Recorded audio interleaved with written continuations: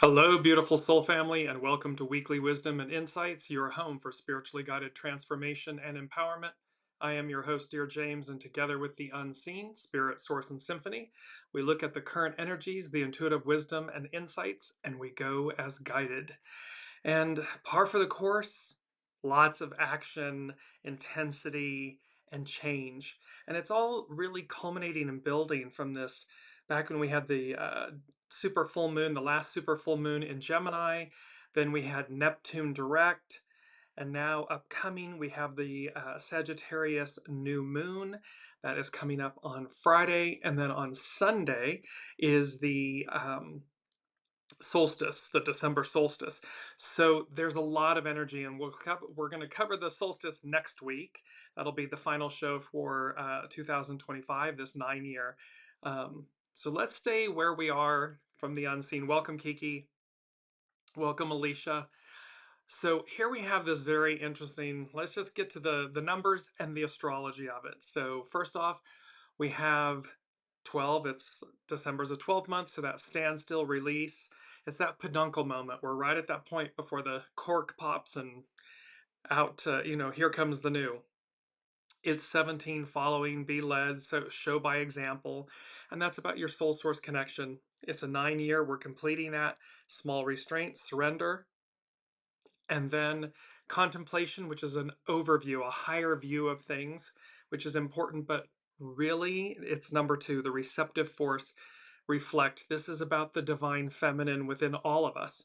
And so we are working heavily with the receptive force, as we will for our main theme and so forth, and moving into 2026. But let me just jump quickly to this. This is the astrological chart for the new moon in Sagittarius that's happening on the 20th of December. And something that was very interesting with this chart, when as you know, I intuitively read the chart, I look at the angles,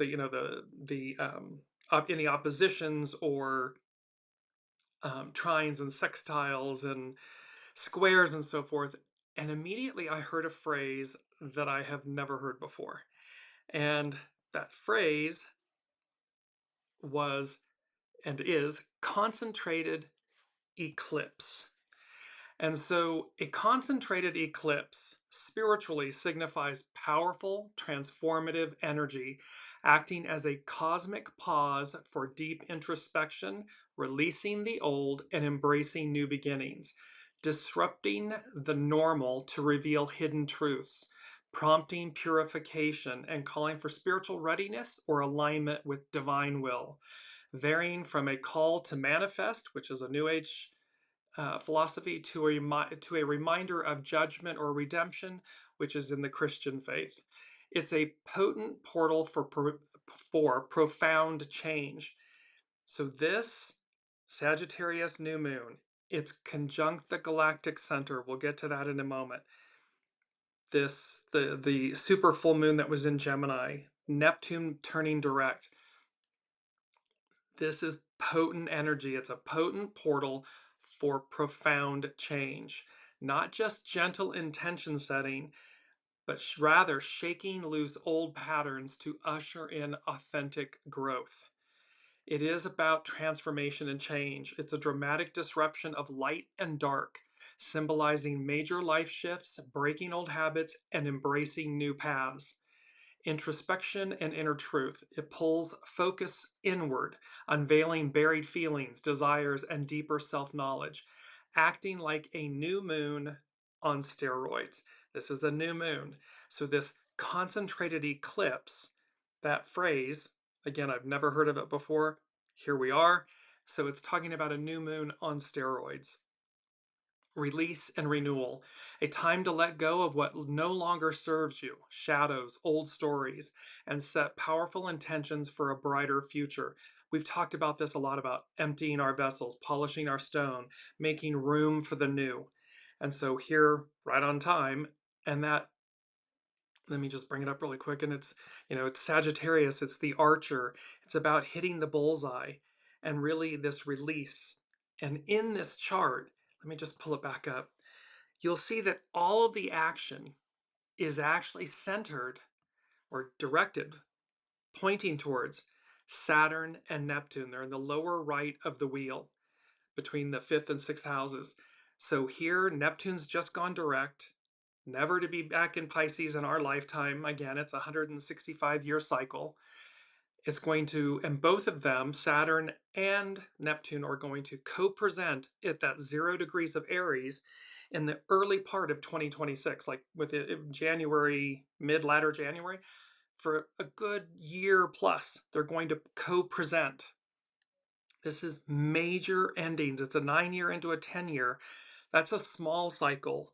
These are big cycles. Pluto hasn't been in Aquarius since, the French, American, and Industrial Revolution. So you get the magnitude. And here the unseen is talking about this concentrated eclipse. And lastly, just to say, seen by many as a sign from the divine, it's about divine communication, a movement or a moment to connect with the divine, the cosmos, and universal rhythms.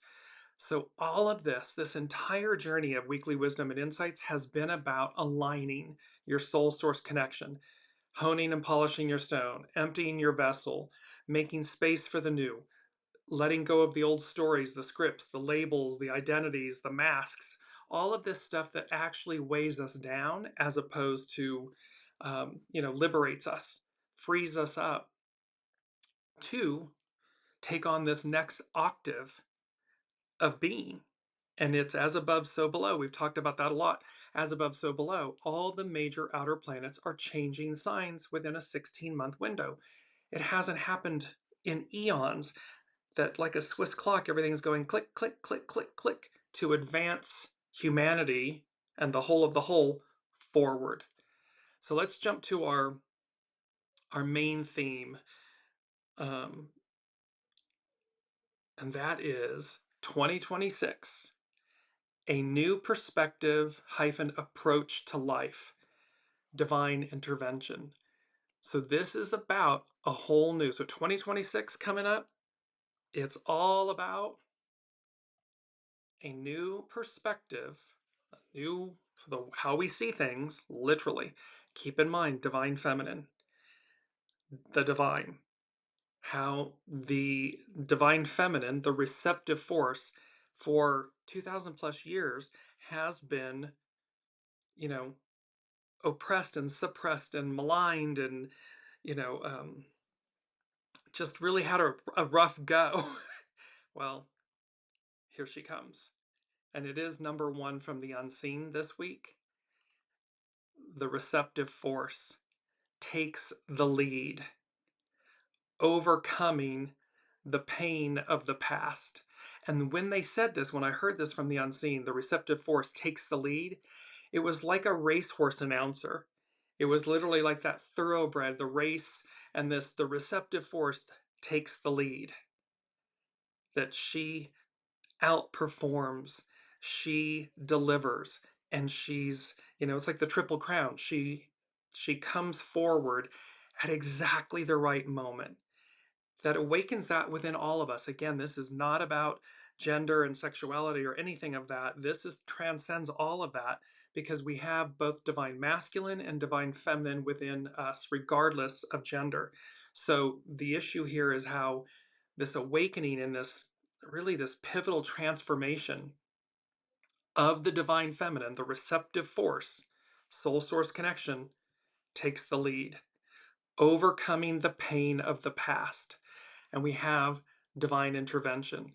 So divine intervention means a deity, God, the divine, actively stepping into human affairs to change a situation, often through miracles or unexplainable events, guiding destiny, providing protection, or answering prayers, seen as a supernatural act beyond natural laws to bring about a specific outcome, like a miraculous rescue or a life-altering turn of events. It's the belief that divine power influences human lives, sometimes subtly, like guiding thoughts, or dramatically, like parting the Red Sea. We've talked about this too. Just because what we would call biblical events, occurrences, haven't, air quotes, happened in 2,000 years, doesn't mean they won't.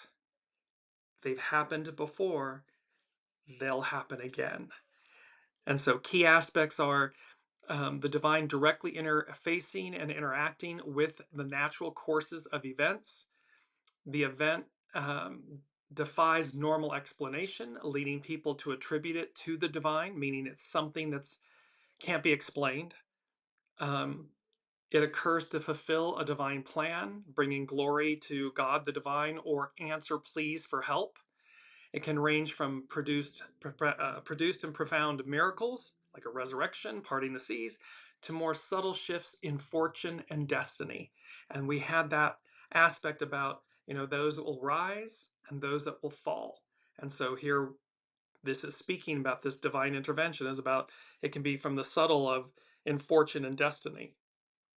And lastly, um, examples of it are like the biblical Exodus, Master Jesus's miracles, personal near-death experiences that feels divinely orchestrated. Welcome, Colleen.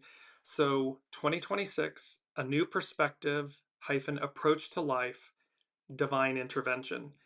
And the receptive force takes the lead, overcoming the pain of the past. And it was said like this radio announcer. So there's a great there's an intensity, when you're listening to the racetrack announcer, there's an intensity to the event, to the moment, to the energy. And of course, when the receptive force takes the lead, crosses the finish line, there's euphoria there in the announcer's voice, and in the fact that, like the Triple Crown, you won the race. So let's jump back, and I just want to go back quickly to our astrological influences, because here it is. It is this concentrated eclipse energy. Again, a phrase I've never heard before. But we're looking at Uranus is retrograde, Jupiter's retrograde. They'll go direct later. Saturn and Mercury went direct. We had that super full moon in Gemini. It was intense, followed right by the Neptune direct, turning direct at that anaretic degree, that final degree of the final sign of the zodiac. And now coming up on the 20th is the Sagittarius new moon. The 21st is the solstice. So, and all of this pointing, just bringing that, you can see, and bookending, look at that, the in the lower left corner of the wheel, there's the moon and the sun. They're conjunct at 28 degrees Sagittarius. Bookending them, on the left is Venus, on the right is Mars, divine feminine, divine masculine, and they are squaring. Those are the red lines. They're squaring. It's a frictional aspect. It's energy that needs to be released. Saturn and Neptune at these very final degrees of Pisces before they enter Aries. And then you have that mini grand trine, that's the little mini blue triangle between Uranus, expect the unexpected, Saturn and Neptune, and Pluto, newly in Aquarius. That's been playing out, will continue to play out for some time. And then at the top of the chart is Jupiter. It's conjunct the midheaven, and it is trining Saturn and Neptune. So you see this concentrated eclipse energy, this the way the unseen is describing it. It's pointing, what they're saying to me in the moment, it's pointing to miraculous advance, change, miraculous change. And whew, pardon me, Lord knows we could use some really, you know, miraculous, positive, beautiful change. 2026, a new perspective hyphen approach to life. It means how we go about life, how we literally think, breathe, operate, um, and that the receptive force. And let's just go to that quickly, because this is from divination.com. It's hexagram 2. It's the receptive power. So it is the divine feminine. And great receptivity attracts great gifts and great blessings. A natural responsiveness attracts success through support and perseverance rather than bold action. Thus, a wise person demonstrates strength like a powerful but gentle mare. This auspicious hexagram, consisting of all yin lines, represents the power of the feminine principle, which has not been honored in our modern world. However, Such receptivity is much more powerful and healing than we think or than we know. The receptive force is sensual and subtle and can be overlooked by too much thinking, talking, and planning. When spring comes, does the grass plan to grow? This is a time to concentrate on realities rather than potentials, with how to respond to a situation rather than how to direct or manipulate it. That direct and manipulate is the Piscean patriarchal. It's the ego, mind, personality, human, the I, the me, versus soul source connection, the receptive, listening, knowing, and going, doing as guided.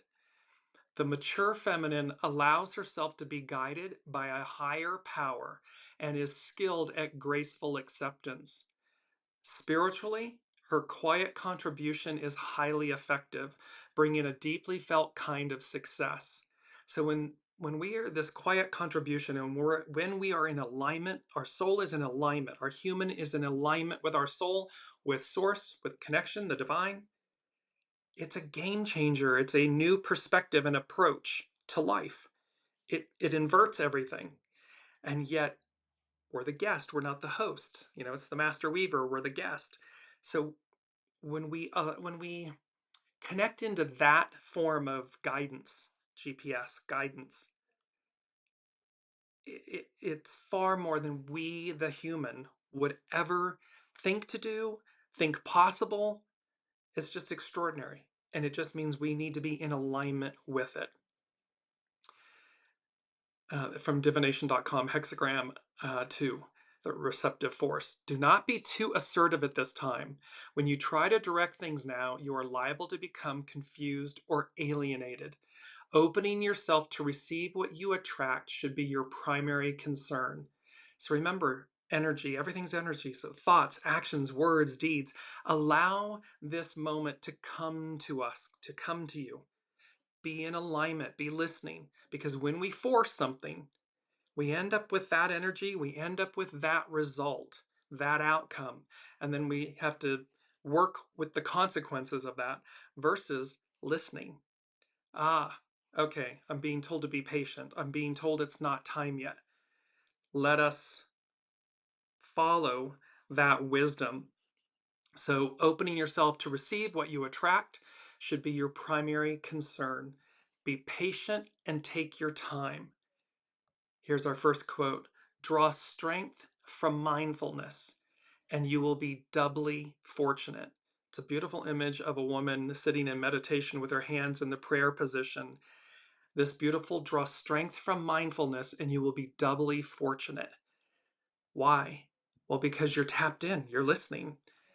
That's where the gold, the magic is. Focus more on feeling than on action. Feeling meaning knowing, intuition, listening. Be broad and deep in your attitude so that you accept everything that comes with grace and equanimity. Be receptive and spacious like the ocean.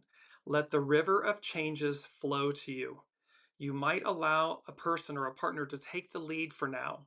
Strive for a natural responsiveness that is based on inner strength rather than outer show. This is all about inner wisdom, inner knowing, inner strength, listening, and going as guided. You will be able to go further by letting go of control rather than forging ahead under your own steam. And this brings us to our next quote. Receptive power arises through alignment with creative power, not in opposition to it. So the receptive power, divine feminine, arises through alignment with creative power, divine masculine, not in opposition to it. And we've talked about this a lot, that the Aquarian matriarchal we the people era is not the divine feminine over the masculine, which is what the patriarchal Piscean is. It's the equilibrium of them. It's the harmony of them. It's the divine masculine in service to the divine feminine. The receptive force, the divine feminine, takes the lead, overcoming the pain of the past. And of course, we know this. You know, what is nurturing and maternal heals. So it overcoming the pain of the past. We will overcome the pain of the past through the receptive force, through a new perspective and a new approach to life, through divine intervention, through going as guided, listening and going as guided. Number 2 from the unseen, no nonsense activation, outcome, results. And they said, be-get ready for the blast off. And we had this, last week or the week before, blast off. Things are moving fast.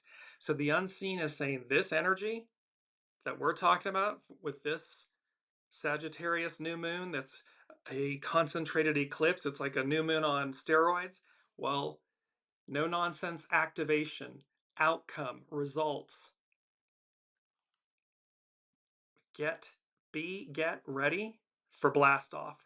And this has to do with the fact, and I'm going to go to it now this is from Pam Youngins at North Point Journal.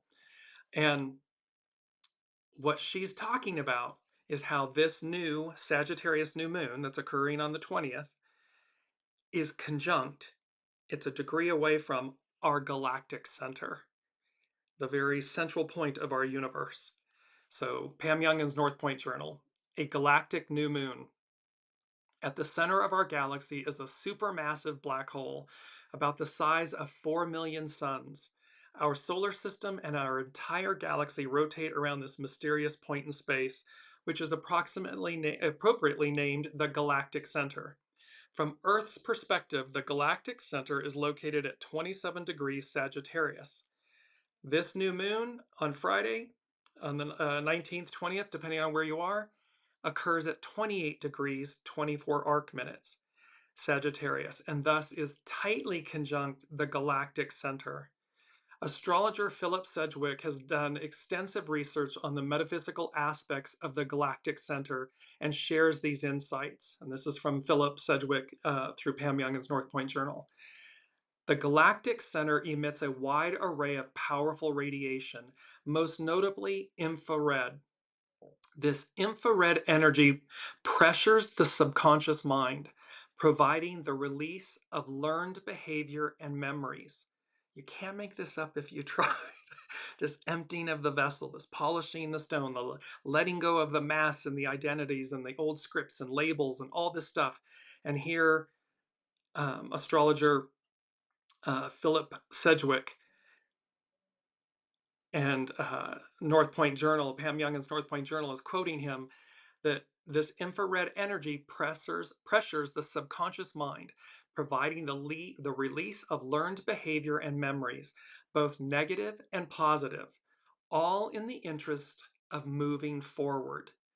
The energetic crowding process pushes our mentally, emotionally stored data to clear space for new information to enter both the conscious and subconscious minds. So this concentrated eclipse, as the unseen is calling this Sagittarius new moon, this new moon on steroids, that is tightly conjunct the galactic center, per astrologer Philip Sedgwick, this is about clearing space for new information. To help us conceptualize how the galactic center works energetically, Mr. Sedgwick uses the analogy of running a defrag process on a hard drive, in which, quote, wrong or undesired segments of information and knowledge are deleted, wiped from the consciousness with no trace. At the end of the defrag, all available storage capacity waits at the ready. No nonsense activation, outcome, results. Get ready for the blast off. At the end of the defrag, all available storage capacity waits at the ready for the next inflow of information, a new perspective, a new approach to life, divine intervention, galactic center. You see where this is no joke from on behalf of the as above so below, the divine, the unseen.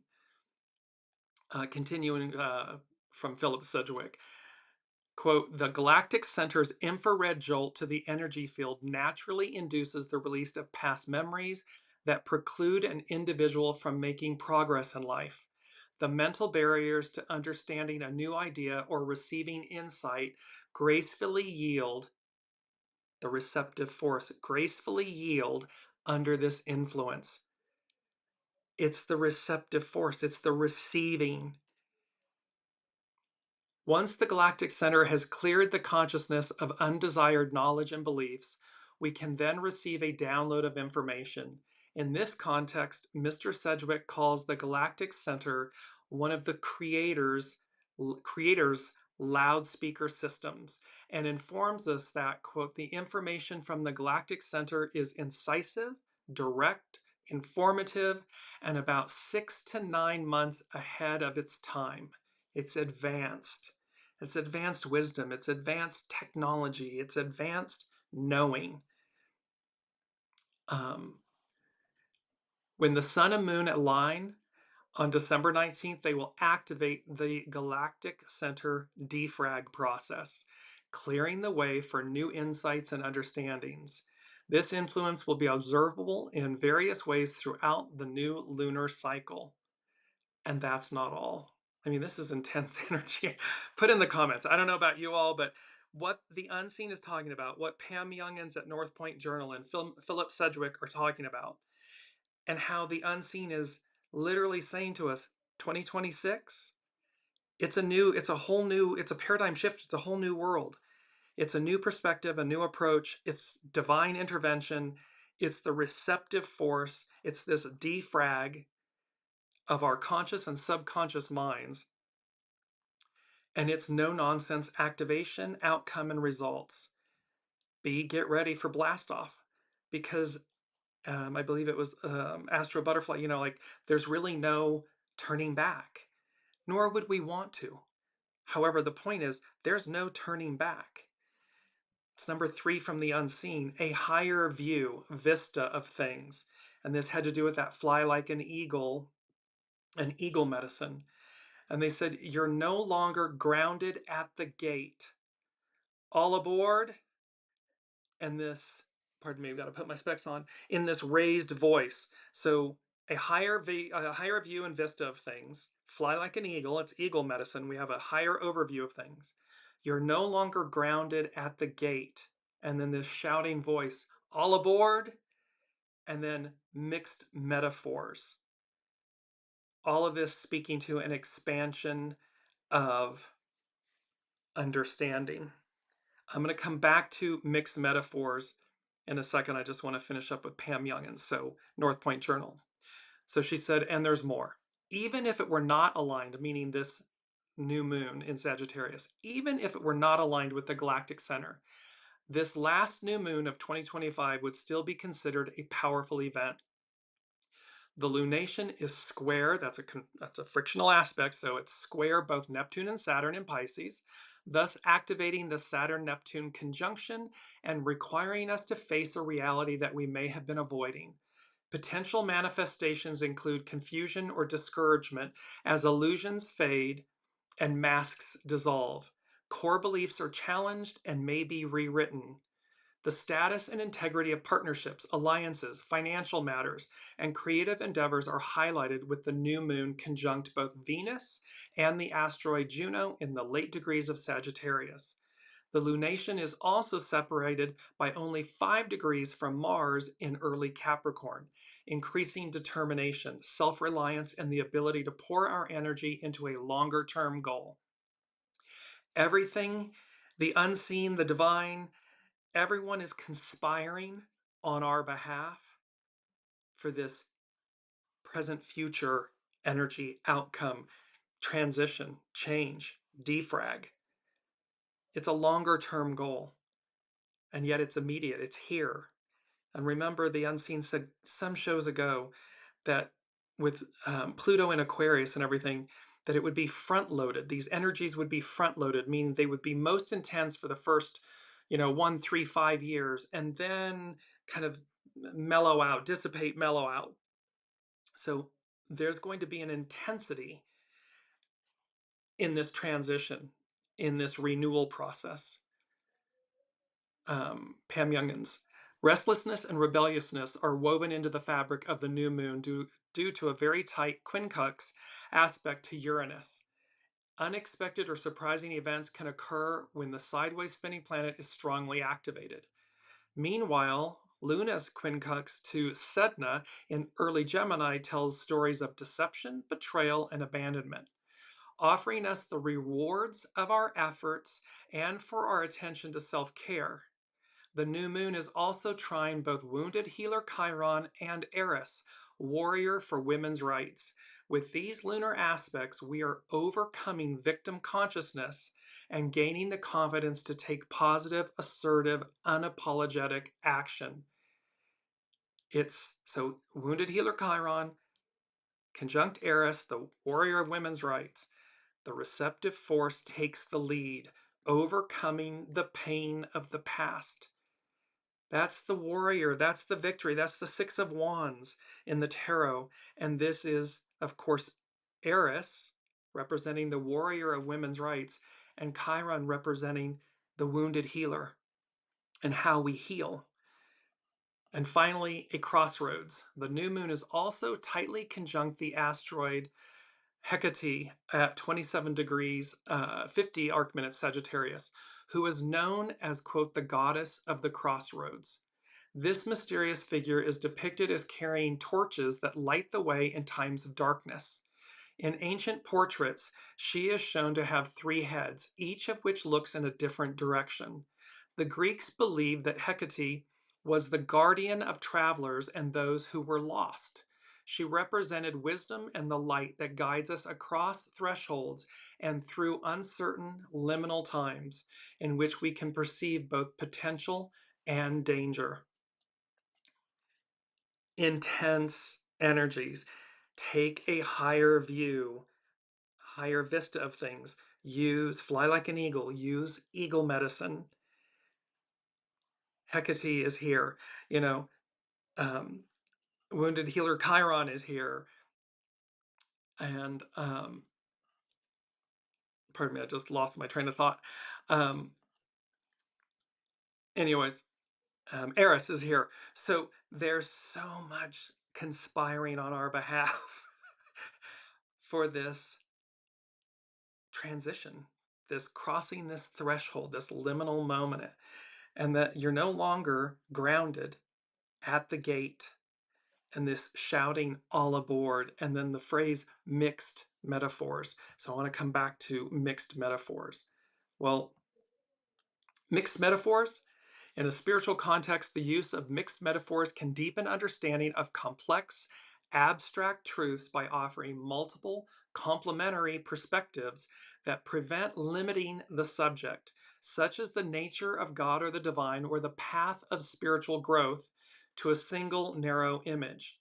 This is talking about, the unseen is talking about the fact that it's like they're showing me, so we've been given the example of the thoroughbred at the racetrack and the racetrack announcer. And then they're showing me a Clydesdale horse where the blinders are on. The Clydesdales have, blinders left and right, so they don't have peripheral vision. They can only see directly forward.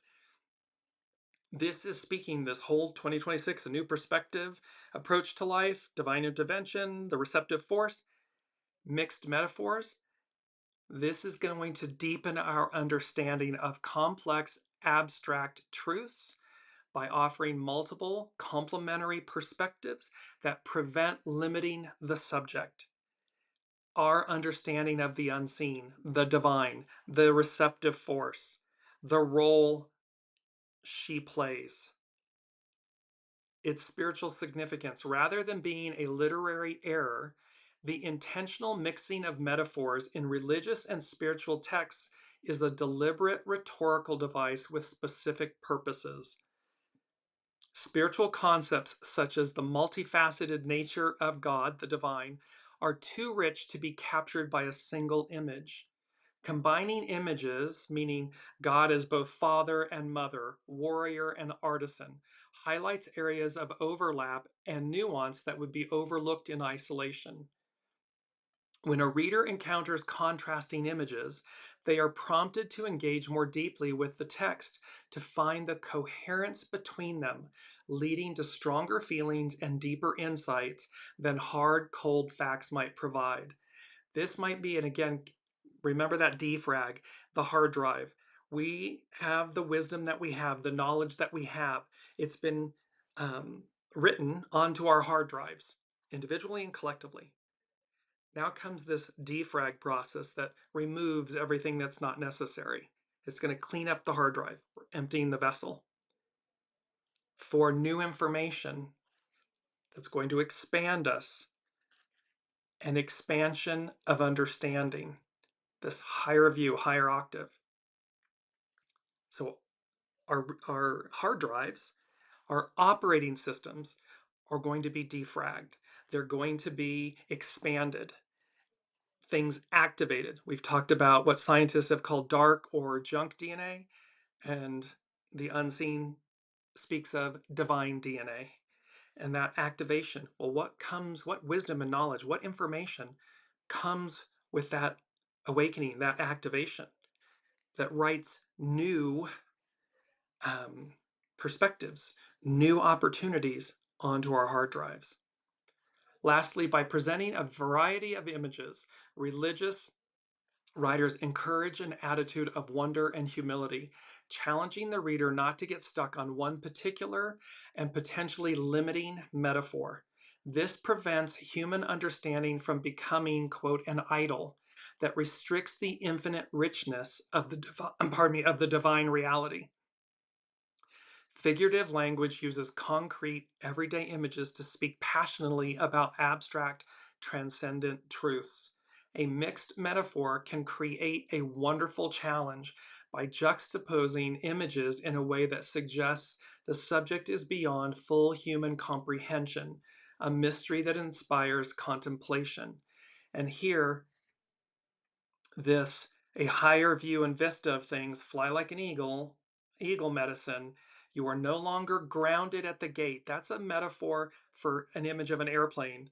So aviation travel. You're no longer grounded at the gate. All aboard, well, that speaks to either trains or ships. So there's a mixing of metaphors, these mixed metaphors, and expansion of understanding. It takes us to number 4 from the unseen, which is obvious, always foundational. Fours are foundational. And they said, round and round and round it goes.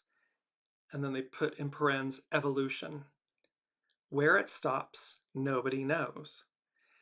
And then the wheel of fortune. And they said, it's all or nothing. No half measures will do, will suffice. So I just want to take us to round and round and round we go.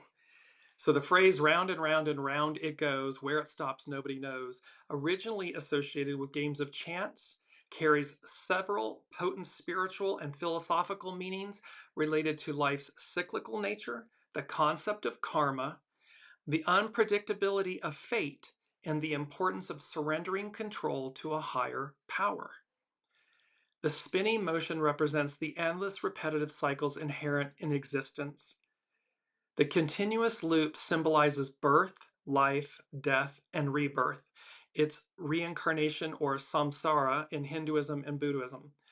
Just as a wheel spins without a clear beginning or end, life is seen as a constant process of renewal and change. This is also the phoenix medicine that we've spoken about. The circular nature can signify eternity and timelessness, suggesting that while events repeat in cycles, seasons, days, human experiences, we've talked about astrology being cyclical, not identical, they are part of an infinite ongoing process that is beyond human comprehension.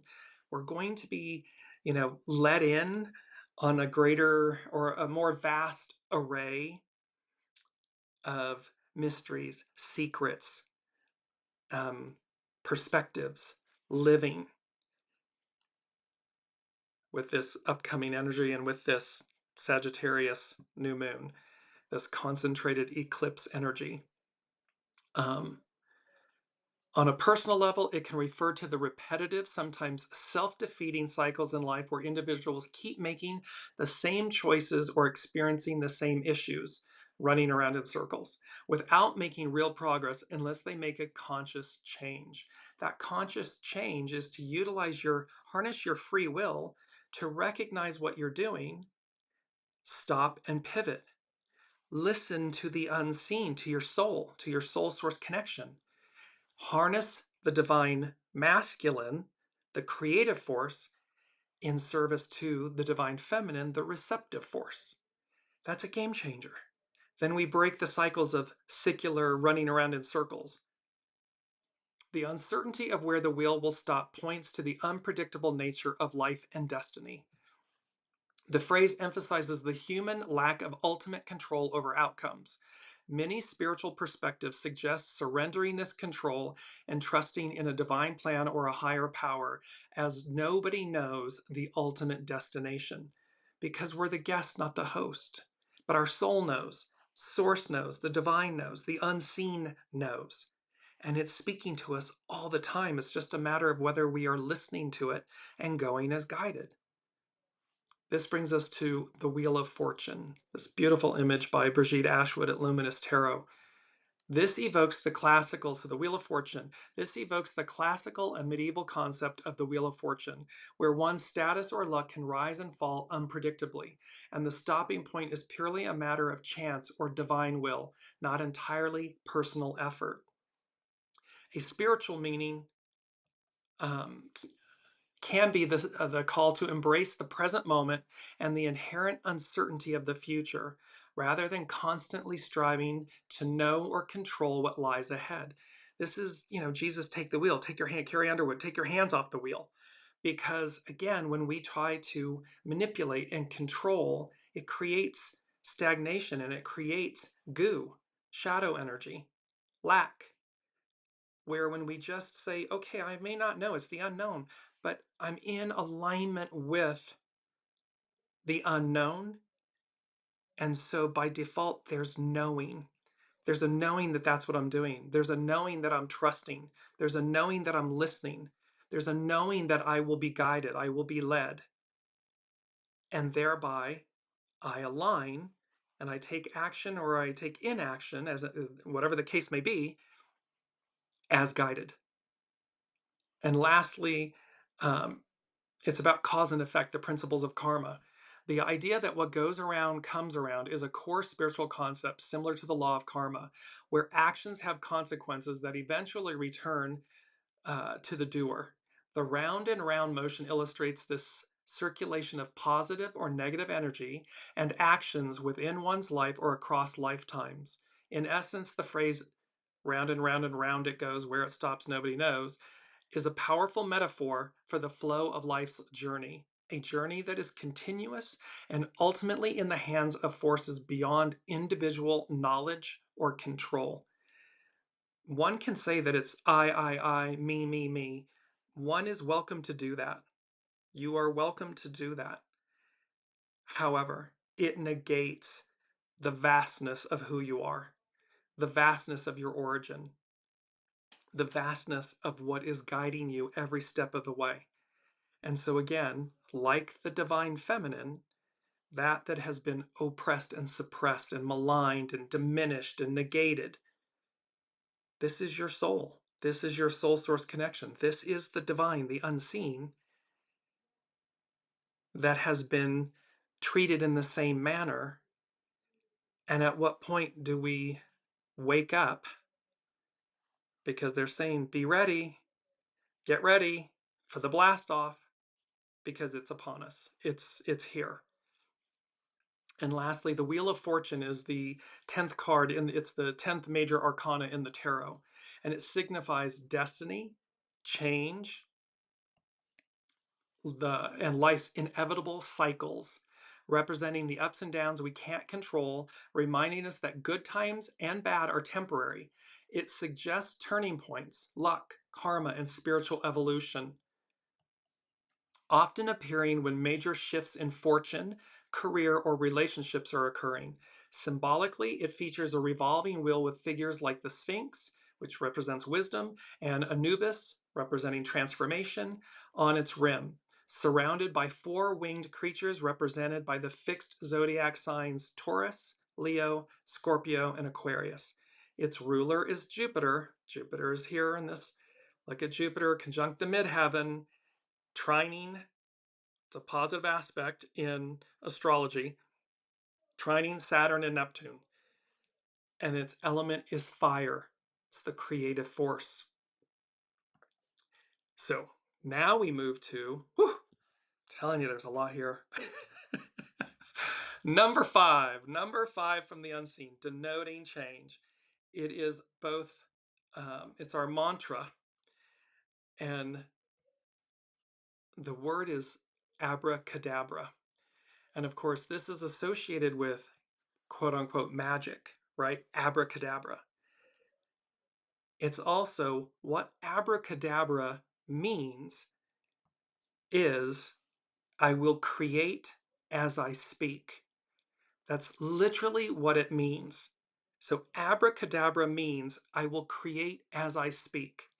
This is potent and important, this mantra. Continue utilizing it, religiously, consistently. Keep this and bear this in mind, because what we are being reminded of is this ancient wisdom where something abracadabra has been trivialized, if you will, down to something that's in a animated feature film or something, or play with magic, or even ridiculed, like, oh, abracadabra and bunnies come out of a hat. But at its origin, at its core, I will create as I speak. It means the words, the thoughts, the words that come out of our mouths are creating, manifesting our reality, our existence, our experience, individually, collectively. So spiritually, abracadabra means I will create as I speak, stemming from Aramaic avra kadabra and Hebrew roots, signifying the immense power of spoken words to manifest reality, heal, or protect, rooted in ancient beliefs about creation and divine utterance. This is about like chanting and mantras, the words that are coming out of our mouths. It acts as a spiritual tool for manifestation, encouraging intentional speech and thought to shape one's world, and historically served as a powerful charm against illness. The most common interpretation links it to divine creation, where God spoke things into existence, suggesting our words carry creative energy. In esoteric traditions, it's used to unlock consciousness and manifest desires, highlighting the connection between mind, word, and reality. Historically, it was inscribed in triangular patterns on amulets to ward off sickness, particularly malaria, as a powerful spell. Some theories connect it to Hebrew Ab, Father, Ben, Son, and Ruach HaKodesh, I hope I didn't, Holy Spirit, linking it to divine forces. Using the word as a reminder to be mindful of what you speak, ensuring your inner voice and outer words are positive and constructive. This is how you can apply this spiritually daily. And reciting it to activate, so in activation, reciting it to activate spiritual energy or focus intent on a specific outcome, making it a powerful mantra for personal creation. This beautiful, I'm just going to bring it up, this beautiful, and the image is of this iridescent rainbow colored lit up tree of life. Abracadabra. I will create as I speak. Very powerful reminder as we move into the new 2026, this new perspective and this new approach to life with divine intervention and the receptive force. Because again, there's power in remembering ancient wisdom.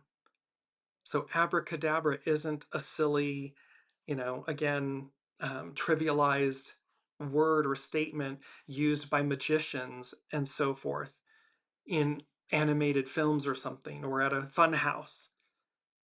It's literally a reminder of the divine, of how we create. And this, I will create as I speak. And to use this word, abracadabra, throughout our day with focused intention, with purity,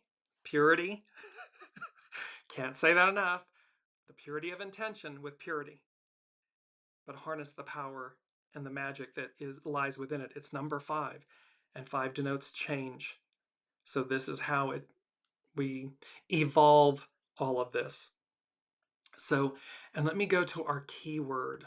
Our key word is recompense. And recompense, and you see this beautiful image again, Lady Justice, and she has these beautiful scales. And of course, there are 2 scales, correct? So in the Bible, recompense means to give back an equivalent for something done, suffered, or given, encompassing both reward for good deeds, like the divine rewarding the faithful, and punishment for evil, with the divine acting as the ultimate judge who justly repays each person according to their actions, urging believers to wait for divine justice rather than seeking personal revenge. It signifies the divine's meticulous equity, ensuring loyalty is rewarded and evil confronted, often in future judgment or a coming kingdom. So that's from a biblical standpoint.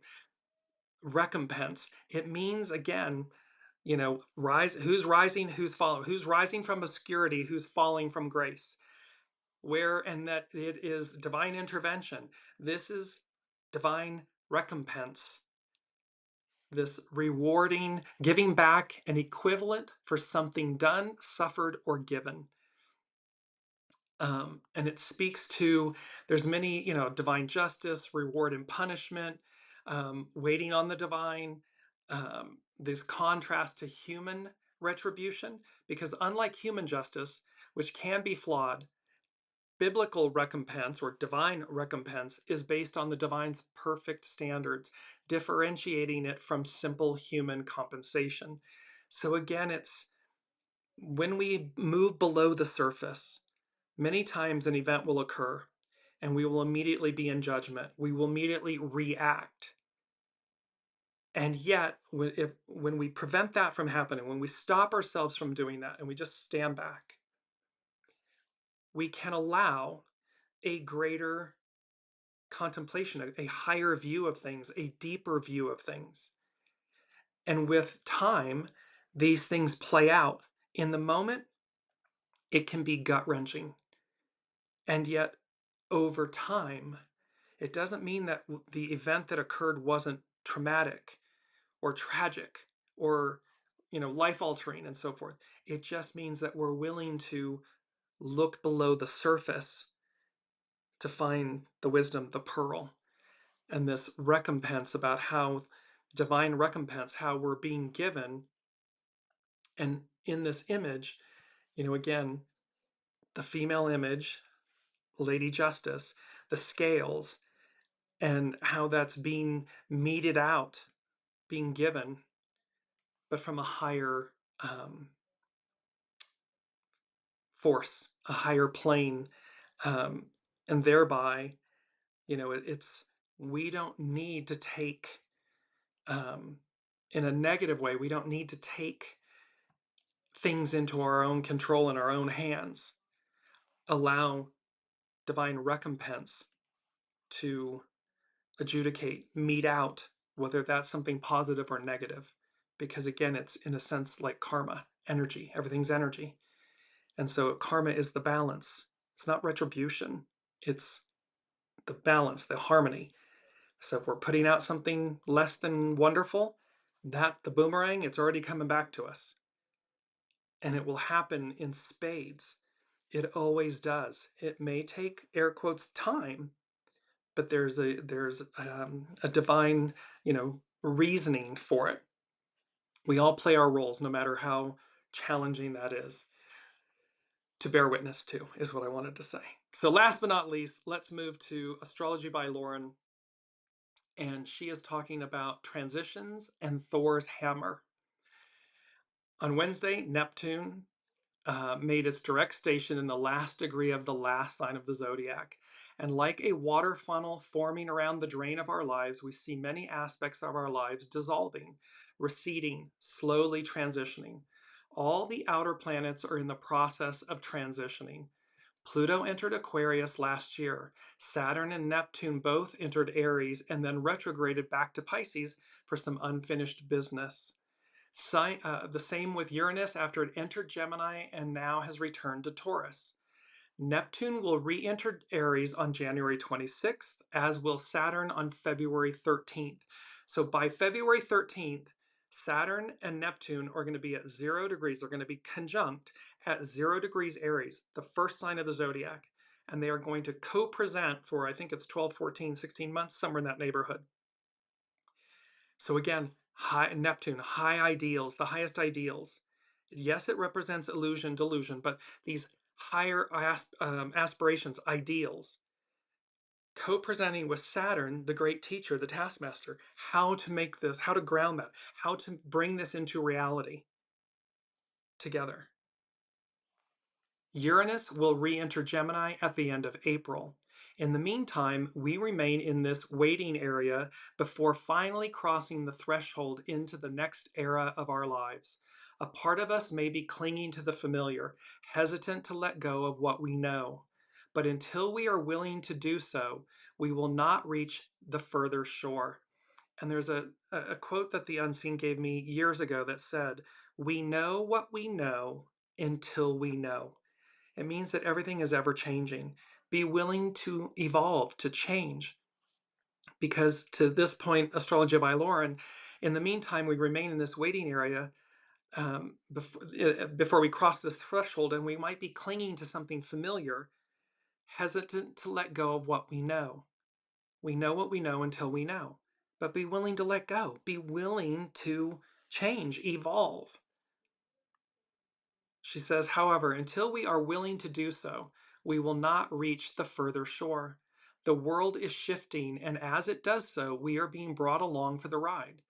And now we are going to be figuring out how and where we will be fitting in to the new scheme that is emerging. Out of the ashes of the old, a new world is emerging. And somewhere in each and everyone's lives, we will resonate with that shift, that change, that awareness of something new, something imminent waiting for us just around the corner. It is literally upon us. It is like, we're using here the image of blast off, this, but it's like being shot out of a cannon. This is the energy. And it is the wheel of fortune. The cyclical nature of evolution, of life, and how we go back to where we began, an octave higher. This isn't about repeating the octave, it's about elevating, transcending, lifting up, that defrag moment that astrologer Philip Roderick, is talking about. Astrology by Lauren. What Neptune is asking of us now is to take the very essence, the accumulation of all our experiences, our lives, distilled to its most basic elements so that we may bring these with us into the next phase of our lives. This is about bringing the best of the best and only the best of us into the next chapter, into the next era. So this is where, honing and polishing your stone and emptying our vessels and, defragging and decluttering and making ourselves lighter, ready for the adventure to come, because that's what is before us. You don't want to have some extraordinary opportunity present itself only to have to say, oh no, I've got 6 months or a year worth of stuff I haven't addressed, so I couldn't possibly. Wah, wah. You don't want to be that person. You don't want to be in that place or space. You want to be ready for blast off. So be ready, get ready. Astrology by Lauren. And in this process of distillation, we are also being asked to connect with our own inner Neptune, whether that be spirit, the heart of the matter, or the very essence of our own being. It is this part of us that knows right from wrong, whether we call it conscious, the whisper of intuition, that transcendent voice of understanding. It is this that will serve as a guide as we enter this next phase of our lives. This is your soul source connection. That's what she's talking about here. Hence the necessity to connect with our own inner Neptune. Neptune wants for us. The unseen wants for us. The all that is wants for us, and they want more for us. And that's what's being delivered. That is what's going to happen. As above, so below. Lastly, Mars at the very last degrees of Sagittarius was square Saturn and now Neptune. The Sun, also at these late degrees of Sagittarius, is approaching its squares to both Saturn and Neptune, culminating with the new moon on the 19th. These squares, or the 20th, depending on where you are, these squares are making us all too aware of the transitions that we are being presented with. It can feel like wading through quicksand. It can feel like sadness. It can feel like doubt. Mars, Saturn, and Sun, Saturn can be resistant, avoidant, and riddled with obstacles. Mars Neptune feels drained, sometimes even defeated and deflated. So, if you find it difficult to get things done over these weeks, these are the culprits. Self-acceptance and patience are required. Let us all be kind to ourselves. It is this moment of up-leveling, and it's about being proactive and listening, doing what's necessary. Take the necessary steps in a receptive force manner, meaning I know what to do or not to do, and I'm listening and I'm going as guided. And finally, Thor's hammer, this astrology by Lauren. Thor's hammer is a name given to a configuration, an astrological configuration, of at least 3 planets that form what looks like a clunky spear, with 2 planets forming a 90-degree angle, that's a square, aspect to one another. A third one comes to the opposite midpoint of the 2 planets, making a 135-degree angle to each. Stealthily and yet powerful. What was previously an aching conflict suddenly becomes quite powerful, quite obvious, and can no longer be denied. The unseen has been talking for weeks about how it's full frontal. Everything's coming at us. We can't ignore it. We have to face it. We have to defrag it, cleanse it, purify it as we move into the new. On today, Wednesday, Mercury insinuates itself into the lingering Jupiter-Chiron square, forming Thor's hammer. Quick and fleeting, this configuration will be most evident from Tuesday through Thursday, so it's quick and fast. However, to overcome the discomfort of Thor's hammer, we need to face it head on. This is not a configuration for the weak of heart. It requires a willingness to persist, even though it makes things harder. This is because the conflict we are presented with is so ingrained and so persistent, like an old habit or something we have taken for granted, that when we try to change it, it keeps circling back. Well, here comes the defrag. Here comes this Sagittarius new moon conjunct the galactic center that, and we're proactive. It's the hexagram 51 and the tower. It's either a proactive tower or it's a reactive tower. That's up to us. Because that's the way things are, pardon me, or always have been. It's what we had become accustomed to, but eventually, with effort, we can create radical, transformative, and profound changes in our own lives. Because we don't have to wait for this new moon conjunct the galactic center to defrag our hard drives. We can do that as a matter of daily business. Where was I? Where am I today? And we rewrite, we retrain our brains, we rewrite the scripts of our lives by emptying our vessels, by doing what's necessary, by being proactive.